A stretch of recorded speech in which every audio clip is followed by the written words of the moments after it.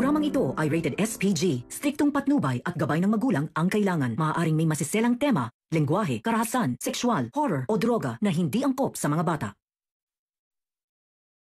Hinostage ni Doc Carlos si Moira matapos malaman ni Doc Carlos na pinagtangkaan ni Moira ang buhay niya. Alamin natin. Welcome back sa aking channel. Mga kaganapan sa abot kamay na pangarap. Napaka-intense nga ng mga kaganapan sa abot kamay na pangarap. Moira is out, Nushiji in. Sa pagbabalik ni Nushiji sa Apex at sa buhay ni Moira at Zoe ay matinding pasakit ang ipaparamdam sa kanila nitong si Nushiji. Dahil handang-handa na nga si Nushiji na ibulgar lahat ng nalalaman niya tungkol sa mag-inang Moira at Zoe.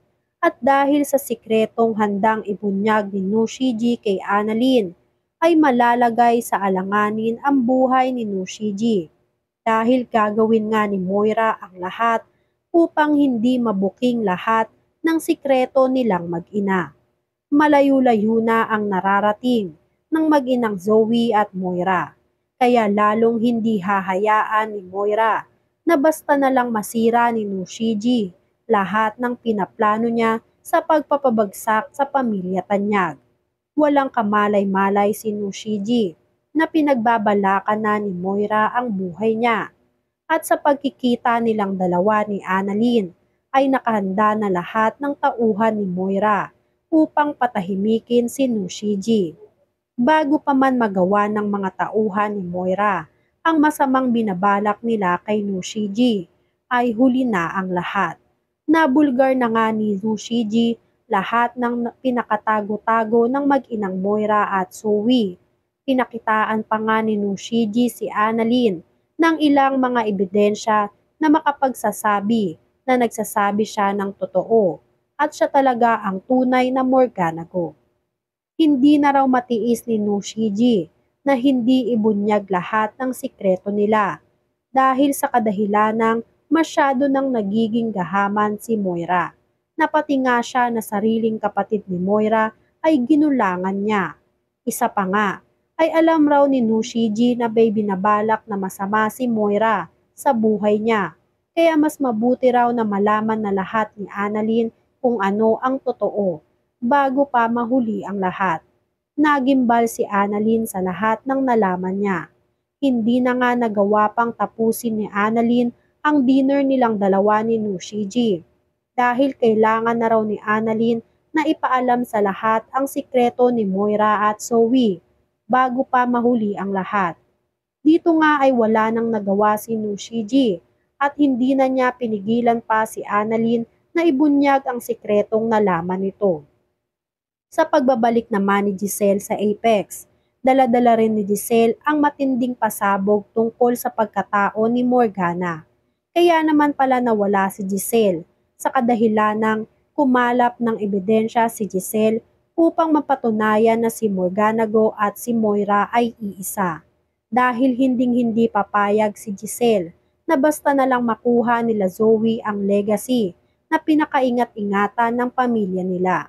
Ganun rin itong si RJ matapos niyang malaman na edited ang video na nirepresenta sa kanila ng IT staff ng Apex.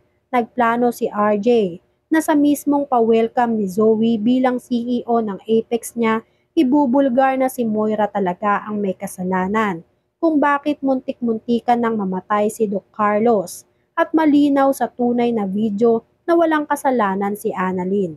Buong akala ni Moira ay naisahan na niya si Nushiji matapos ibalita ng tauhan niya na nagawa na nilang patahimikin si Nushiji. Ang hindi alam ni Moira ay bago pa ang mga plano ni Moira ay nabulgar na ni Nushiji lahat kay Annalyn. Lahat-lahat ng sikreto nilang mag-ina. Kaya nanganganib na ngayon ang buhay ni Moira sa Apex dahil malalaman na ng lahat kung sino talaga si Morgana. Pagpapatuloy ng kasiyahan sa Apex, nag-aantay na lang sila RJ ng pagkakataon sa pagdating ng ate niyang si Giselle. Hindi naman akalain ni RJ na may bit-bit rin na pasabog itong si Annalyn at diretsahang sinabi ni Annalyn sa lahat at sa harap ni Moira na tigilan na nila ang kasinungalingan nila dahil alam na ni Annalyn lahat ng sikreto nila na si Morganago at Moira ay iisa dahil ninakaw lang raw ni Moira ang pagkatao ng totoong si Nushiji. Sinubukan pa ang itago at lusutan ni Moira lahat ng sinasabi sa kanya ni Annalyn dahil unang-una raw sa lahat ay napatunayan na niya na magkaiba sila ni Moira dahil sa mga test na ginawa sa kanya. Sinabi ni Annalyn na ninakaw ni Moira ang pagkatao ni Nushiji dahil si Nushiji talaga ang tunay na Morganago. Dito na nga pumasok itong si Giselle. Dala-dala ang mga dokumento na magpapatunay na lahat ng sinasabi ni Annalyn ay totoo.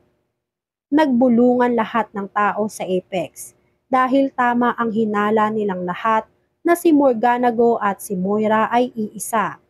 Dahil sa mga kasamaang ginagawa ni Moira, hindi raw nagkakalayo sa ugali ni Moira. Hiyang-hiya si Zoe.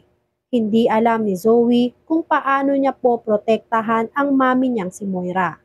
Panigurado raw na pupulutin na sa kangkungan si Moira at Zoe ngayong nasiwalat na sa lahat ang tinatago nilang lihim. Hindi nila alam na nagmamasid si Doc Carlos sa event place habang pinapanood lahat ng pagkabunyag ni Moira sa lahat ng tao sa Apex. Nakatakas kasi si Doc Carlos sa pulis na nagbabantay sa kanya matapos magpanggap ni Doc Carlos na may masakit sa kanya.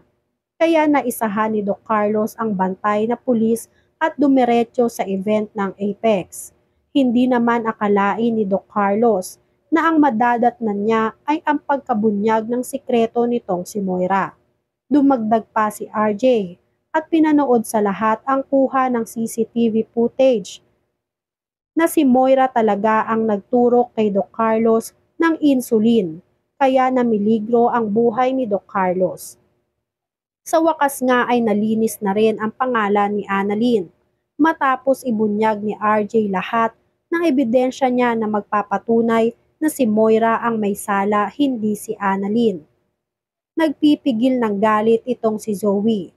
Hindi na alam ni Zoe kung paano niya pa mapapatawad ang mami niyang si Moira. Matapos malaman ni Zoe na ang mami niya pala ang tunay na may sala, kung bakit muntik nang mamatay ang tunay niyang ama na si Doc Carlos. Matapos marinig ni Doc Carlos na pinagtangkaan pala ni Moira ang buhay niya, ay hindi nakapagpigil si Doc Carlos. Sinunggaban agad ni Doc Carlos si Moira at dinala sa malayo. Ano kaya ang gagawin ni Doc Carlos kay Moira? Tuluyan kaya ni Doc Carlos itong si Moira? Yan nga ang mga kaganapan at mga dapat nating abangan dito sa Abot Kamay na Pangarap. Kung gusto niyo pa ng mga ganitong klaseng video, ay mag-subscribe at i-like itong video na to.